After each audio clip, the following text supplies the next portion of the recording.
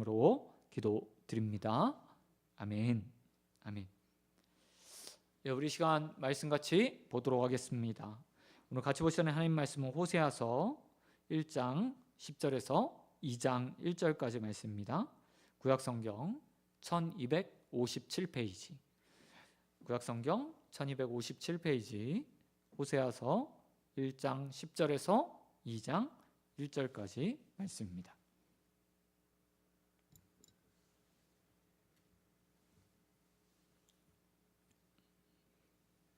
다 찾으신 줄 알고 제가 한 절, 여러분 한 절, 그리고 마지막 절 한 절 같이 읽도록 하겠습니다. 그러나 이스라엘 자손의 수가 바닷가의 모래같이 되어서 헤아릴 수 없고 셀 수도 없을 것이며, 전에 그들에게 이르기를 너희는 내 백성이 아니라 한 곳에서 그들에게 이르기를 너희는 살아계신 하나님의 아들들이라 할 것이라. 이에 유다 자손과 이스라엘 자손이 함께 모여 한 우두머리를 세우고 그 땅에서부터 올라오리니 이스라엘의 날이 클 것이미로다. 같이 읽겠습니다. 너희 형제들에게는 암미라 하고 너희 자매에게는 루아마라 하라. 아멘. 아멘. 아멘. 여러분 말씀 가지고 너는 내 백성이다, 너는 내 백성이다 라는 제목으로 말씀 같이 나누도록 하겠습니다. 여러분 지난 시간 혹시 수요일 설교 제목 기억하십니까? 네, 설교 제목은 너는 내 백성이 아니다 라는 제목이었습니다. 근데 오늘 정반대로 너는 내 백성이다 라는 제목으로 말씀 함께 나누었으면 좋겠습니다. 우리는 지난 시간 북이스라엘을 향해서 하나님 백성, 북이스라엘 약상에서 호세와의 결혼과 자녀들의 출산을 통해서 하나님께서 주시는 메시지를 보았습니다. 하나님께서는 호세아에게 말씀하셨습니다. 너는 가서 음란한 여인을 아내로 맞이해라 라고 말씀하셨고, 호세아는 그 말씀을 듣고 나가서 이스라엘 백성 가운데 고멜이라는 아내를 얻게 되었습니다.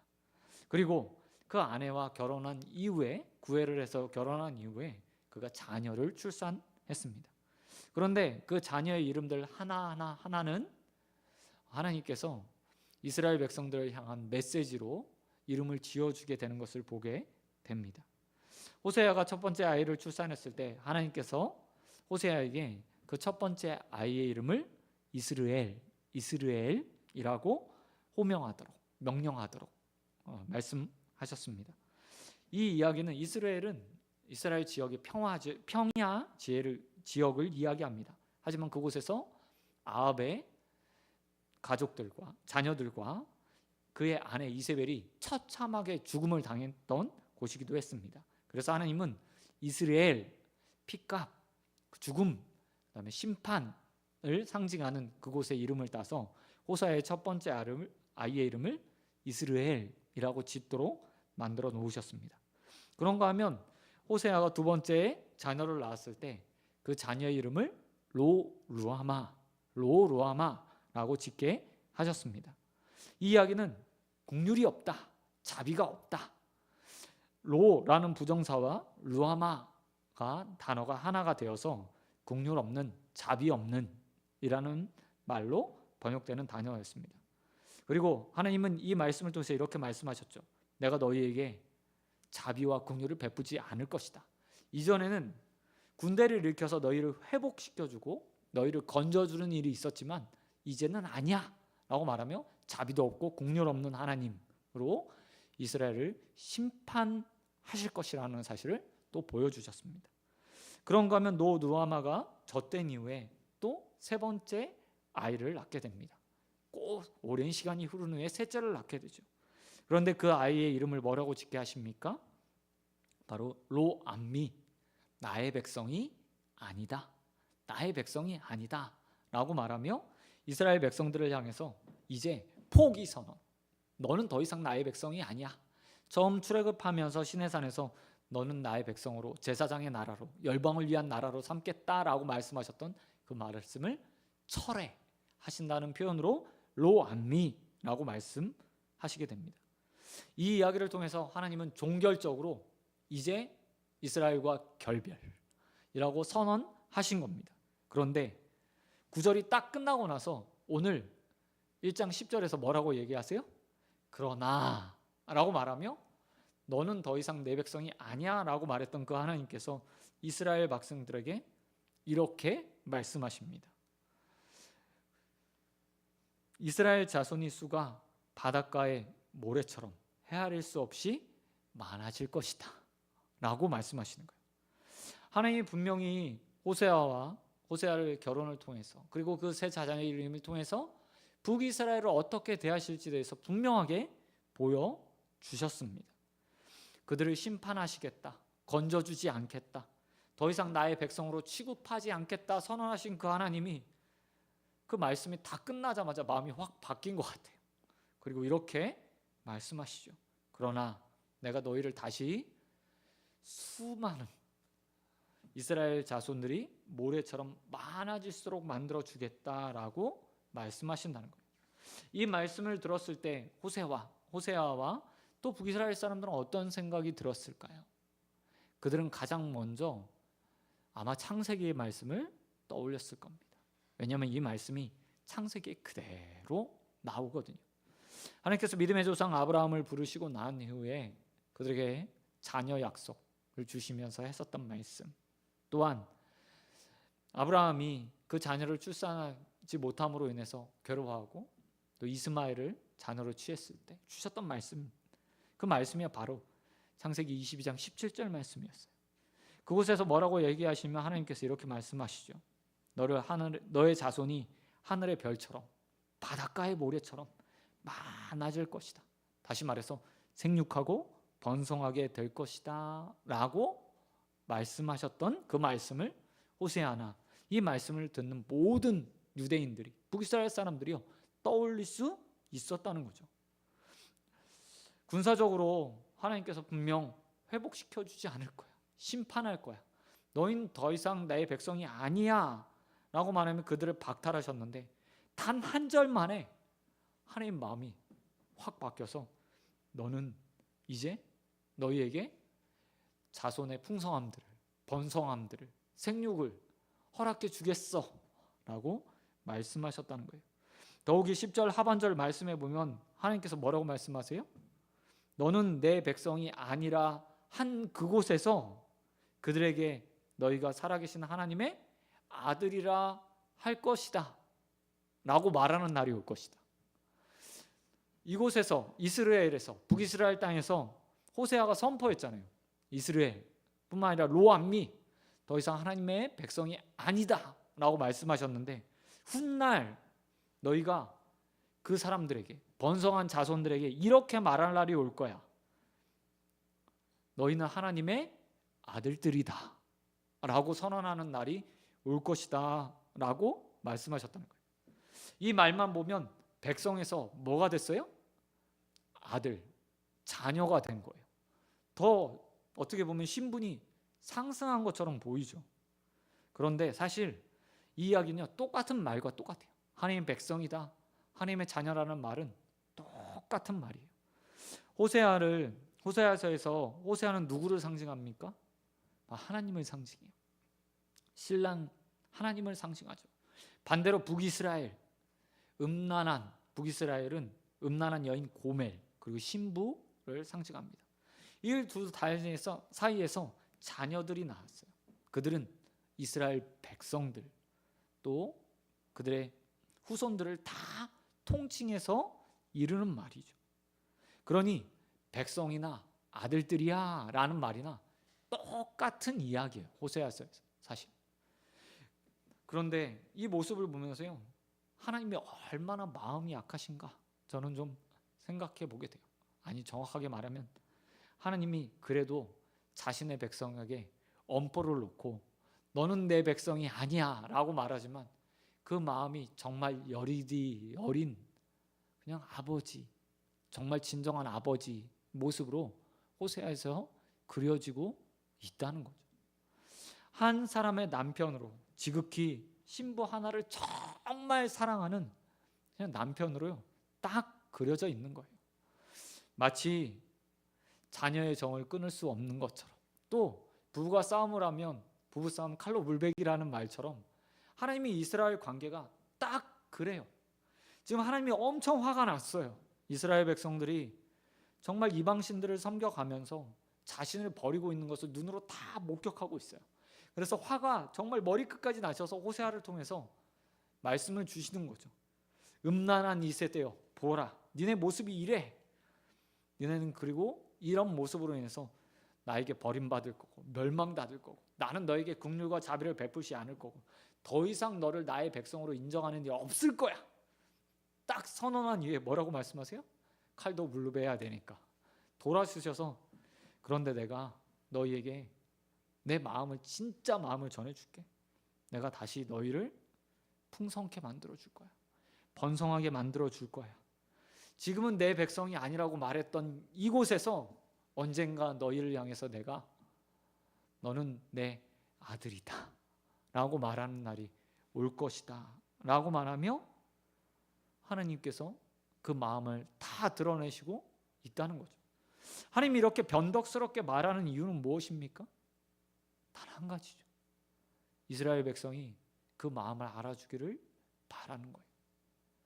자신의 마음을 정말 왜 이렇게 말하는지, 호세아를 왜 이렇게 세웠는지, 말도 안 되는 선지자의 모습으로 살게 하시면서 또한 그 자녀의 이름을 통해서 왜 그렇게 수많은 사람들이 그 자녀의 이름을 부르며 자신의 잘못을 깨닫기를 원하시는지 알기를 바라는 마음으로요. 갈팡질팡하는 그 마음 자체를요. 다 하나님께서 우리에게 오픈해 주시는 거예요. 오픈. 정확하게 표현해 주시는 거예요. 하나님의 이런 마음 그리고 이런 계획의 끝이 어떻게 끝나는지 보시기 바랍니다. 2장 1절에 하나님이 정말 나중에 어떻게 만들지 보여주세요. 2장 1절 이렇게 기록하고 있어요. 너희 형제들에게는 암미라고 말하고 로암미에서 뭐가 됐어요? 또 다시 암미 나의 백성이 될 것이다. 너희 자매에게는 뭐라고 얘기하래요?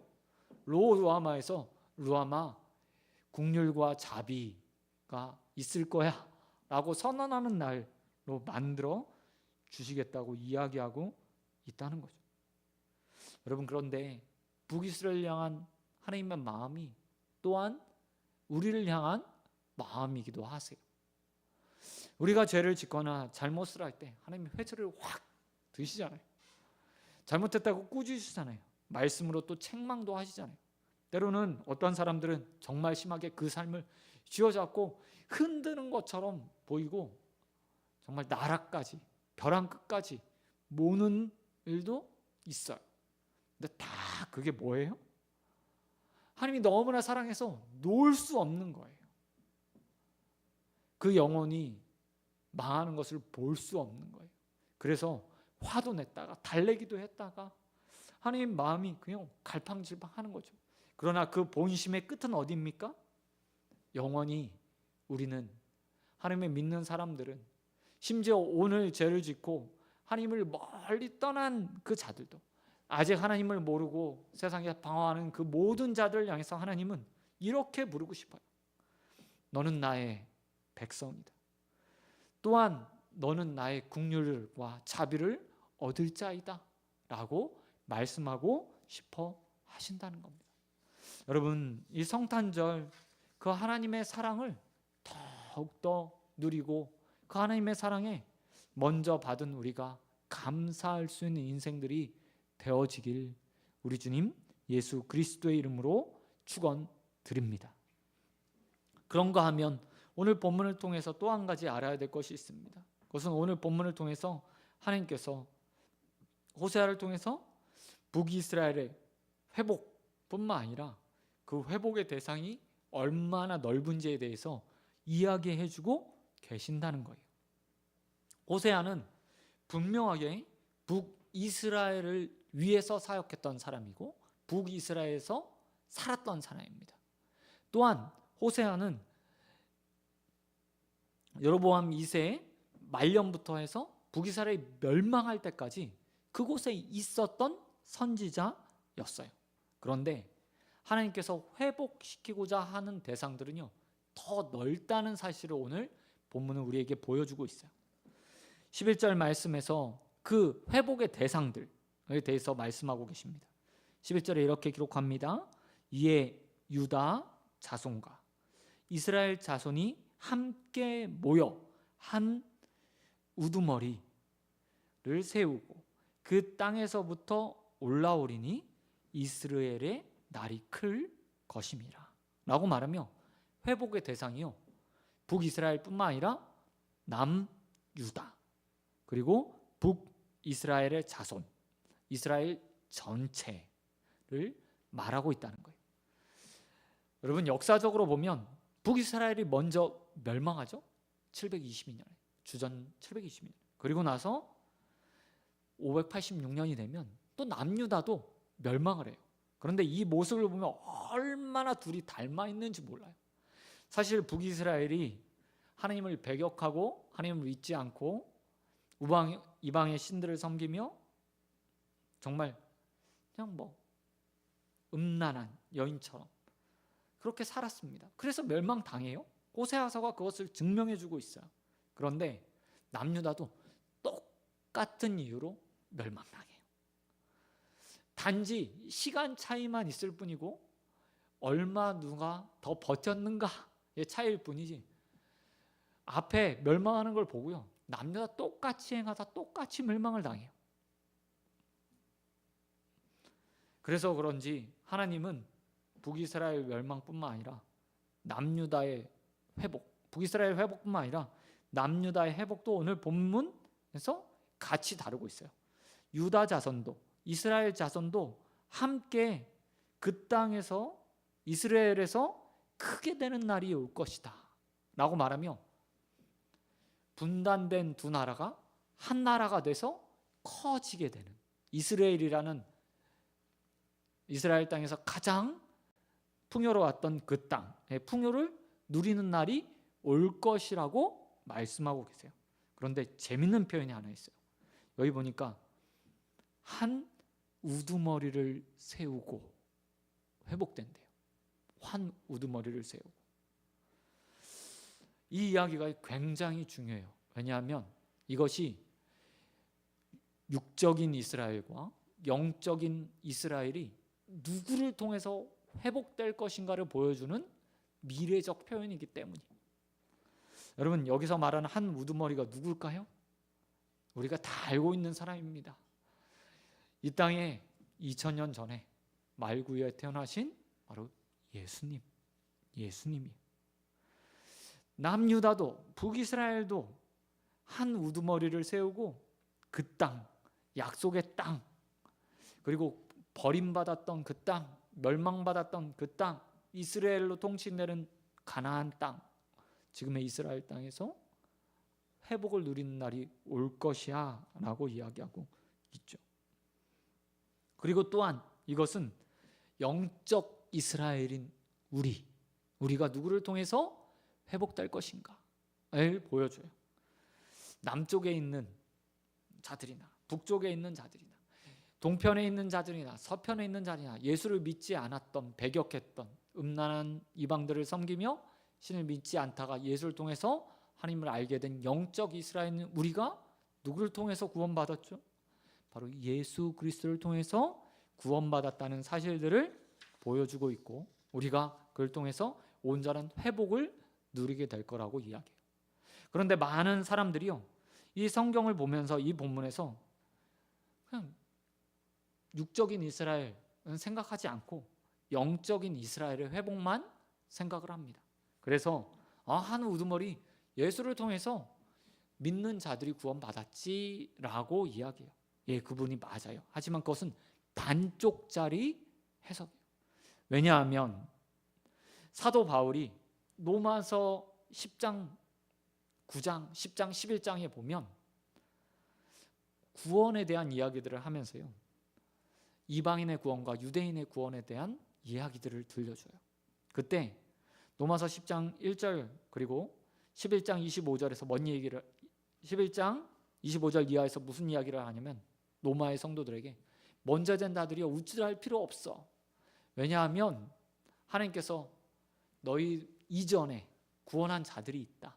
그리고 지금은 아니지만 언젠가 그들이 다시 구원받을 날이 올 것이다. 그들이 바로 육적인 이스라엘이라고 이야기해요. 그리고 이렇게 말하죠.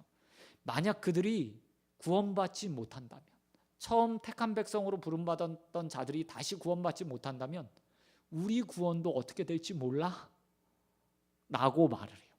이야기는 뭐냐면 이런 거죠. 하나님께서 출애굽시키면서 이스라엘 백성들에게 하나님의 나라, 하나님의 백성이 영원히 될 거라고 약속해 주셨잖아요. 아브라함에게도 그렇게 약속해 주셨어요. 이것은 온전한 약속이고 영원한 약속이죠. 그런데 그 하나님께서 그 민족적 이스라엘을 버리신다면 어떻게 돼요? 하나님은 약속을 깨시는 분이 되는 거예요. 근데 만약 우리의 구원도 그렇게 되지 않으려는 보장이 없는 거죠. 하나님이 믿을 만한 분이 되지 못하는 거예요. 과거의 약속을 깨셨던 분이 오늘도 깨실 수 있는 분이 되는 거죠.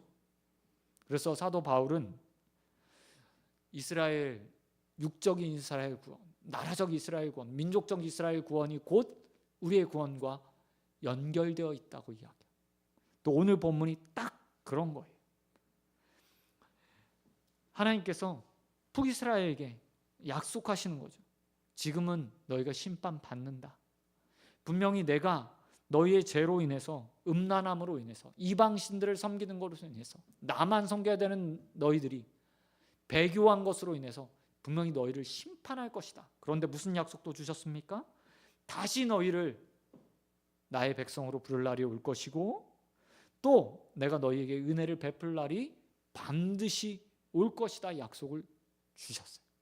그 약속이 이루어져야 우리를 향한 구원의 약속도 이루어지는 거죠. 그리고 우리를 향해 보여주는 거예요. 내가 너희를 구원해 줄 거야. 그 우두머리는 한 사람밖에 없다. 오직 예수 한 사람. 그 예수가 너를 구원해 줄 거다. 그런데 그 구원은 모든 사람들을 통합시키는, 화해시키는, 통일시키는 구원이 될 거라고 이야기하고 있어요. 남유다와 북이스라엘은 멸망하기 전까지 솔로몬 이후에 계속해서 나누어서 분쟁했습니다. 그리고 각각 멸망당해요. 그래서 나라를 잃고 떠나가죠. 남유다의 백성들이 돌아왔을 때 그 땅에는 북이스라엘 민족들에 남아있는 혼혈이 돼버린 사마리아 사람들이 있었고요. 유대인들이 다시 돌아와서 그 땅에 나라를 세우며 두 나라의 민족적 갈등들이 남게 돼요. 근데 사마리아 사람들도 예수님 당시에 누구를 믿었냐면 하나님을 여전히 예배하고 믿고 있었어요. 지금도 사마리아인으로 취급받는 그들이요, 예수님을 믿고 있어요. 아니, 하나님을 믿고 있어요. 그런데 유대인들은 여전히 그들이 인정하지 않아요. 근데 예수님 시대에 유일하게 예수님만 선지자로 또 메시아로 사마리아에 가서 복음을 전하시며 그들을 복음으로 초대해 주셨죠. 그것처럼 예수님은 민족이 아니라 자신을 믿는, 하나님을 믿는 모든 자들을 포용해서 구원해 주시고 회복시켜 주시는 분이라는 사실을 우리에게 보여주고 있고, 또한 우리 역시도 마지막 하나님 나라가 이 땅에 임할 때 그와 같은 은혜들을 누리게 될 거라는 사실들을 오늘 본문이 보여주고 있다는 겁니다. 더욱이 오늘 저는 성탄절 이 말씀을 보면서 우리의 한 우두머리라고 표현했던, 어떤 성경 주석가는 이렇게 표현했더라고요. 정확하게 표현하면 한 두목이신 예수님이 우리를 구원하실 그날을, 우리를 온전하게 하시는 그날을, 그리고 모든 사람들과 화해시키며 회복시키는 그날을 소망하고 기대해야 된다라고 주석해 놓았더라고요. 그 말이 딱 맞는 것 같아요. 이 성탄절을 보내며 여러분, 우리 두목 되시는, 우두머리 되시는 그 주님을 기억하시는 저와 여러분 되시길 소원합니다. 그 주님께서 반드시 우리를 회복시켜 주실 겁니다. 그 주님께서 우리를 자신의 백성으로 삼아 주실 겁니다. 또한 우리의 삶에 은혜와 자비와 긍휼을 풍성하게 베풀어 주실 겁니다. 이것들을 믿고 다시 오실 우리 주님을 기다리며 재림의 주님을 소망하고 맞이하는 저와 여러분 되시길 우리 주님 예수 그리스도의 이름으로 축원드립니다. 말씀 맺도록 하겠습니다. 우리는 성탄절을 이제 앞두고 있습니다. 어제 보니까 성탄절이 정말 12월 25일인가요? TV에서 뭐 이렇게 그런 거 하는 게 있더라고요. 예, 맞습니다. 그 사람들이 맞지 말아요. 역사적으로 오류들이 좀 있어요. 그리고 예수님 탄생이 정말 이날이 아니라 여름쯤이에요. 여름쯤. 아마 여름쯤이었을 거라고 많은 사람들이 이야기합니다. 성경학자들이. 하지만 뭐 날이 중요하지 않아요. 우리에게는 사실. 우리가 왜 그날을 의미 있게 지내죠? 우리에게 우리의 삶을 회복시킬 한 우두머리가 이 세상에 오셨기 때문이에요. 우리의 두목 대신 주님이 이 땅에 오셨기 때문이에요. 그리고 그 주님이 우리에게 주시고자 하는 건 하나죠. 통일. 하나님 안에서 통일되는 것. 하나님 안에서 하나 되는 것. 하나님 안에서 풍성함, 이스라엘의 풍성함을 누리는 것. 또한 하나님의 백성이 되게 하는 것. 또 하나님의 긍휼과 자비를 누리게 하시기 위해서 이 땅에 오셨어요. 그 주님이 그 모든 것들을 초림을 통해서 시작하셨죠. 그런데 그 완성은 언제 이루어집니까? 그 주님이 다시 오실 때 이루어지게 되었어요. 그래서 우리는 초림과 함께 다시 오실 주님을 기다리며 이 성탄을 맞이하고 기다리고 또 찬양하고 경배하죠. 세상의 사람들은 그 의미도 모른 채 기쁘다 구주 오셨네 라고 떠들면서 자기네들끼리 선물 주고 남의 생일에 그러면서 있어요. 교회가 슬로건으로 또 현수막으로 걸어놓은 것처럼 이 세상에 구주로 오신 주님을 모른 채 성탄을 지내죠. 근데 성도들도 어쩌면 그렇게 지내고 있는지 모르겠어요.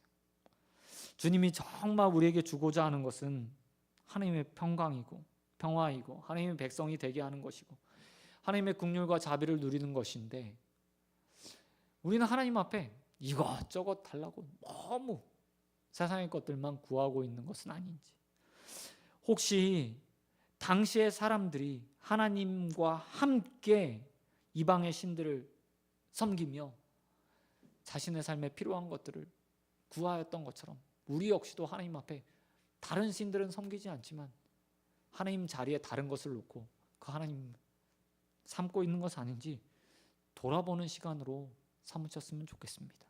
그리고 이 성탄 초림의 주림과 재림으로 그 하나님의 은혜들을 완성시킬 주님을 기다리며 하나님의 마음, 정말 우리를 향한 변덕스러운 그 하나님의 마음, 아니 정확하게 말하면 사랑의 그 마음에 더 알아가고 감사하고 또 그 마음을 세상 사람들에게 전하며 그리스도의 탄생을 알리는 저와 여러분이 되시길 우리 주님 예수 그리스도의 이름으로 축원드립니다. 아멘. 시간 기도하도록 하겠습니다. 하나님 아버지, 또 하나님의 마음을 호세아서를 통해서 보게 됩니다. 방금 심판을 선포했던 그 하나님이 불과 한 장이 지나 그러나 너희 자손을 다시 회복시키시라 말씀하시며 약속의 말씀을 주시는 것을 우리가 성경을 통해서 보게 됩니다. 그만큼 하나님께서 자신의 백성들을 사랑하시고 한 번 택하신 자들을 놓지 않으시며 영원히 붙으시는 분이라는 사실을 우리가 또 다시 배웁니다. 아버지, 그 사랑으로 이 연말연시 우리를 붙들어 주시옵시고 우리의 일평생을 붙들어 주시사 하나님의 구원을 누리고 그 구원 가운데 거할 수 있도록 은혜 베풀어 주시옵소서. 또한 그 사랑을 전하기 위해 우리에게 한 우두머리 되시는 예수님을 보내주신 것을 우리가 믿고 주님의 성탄을 기억하고 또 다시 오실 주님을 기다리며 이 기간들을 보내고 있습니다. 오 주님, 우리에게 믿음의 믿음을 더하여 주시사 초림의 주님을 더욱더 깊이 묵상하게 하시고 다시 오실 주님에 대한 소망을 가지고 살아가는 자들 되게 하여 주시옵시며 그 가운데 우리에게 주신 주님께서 허락하신 풍요와 하나님 백성 되게 하심과 긍휼과 자비를 더욱더 감사함으로 누리고 나누는 자들로 서갈 수 있도록 은혜 베풀어 주시옵소서. 모든 걸 믿사오며 우리를 위해 이 땅에 오신 우리의 한 우두머리 되신 예수 그리스도의 이름으로 기도드립니다. 아멘. 너희는 이렇게 기도하라. 하늘에 계신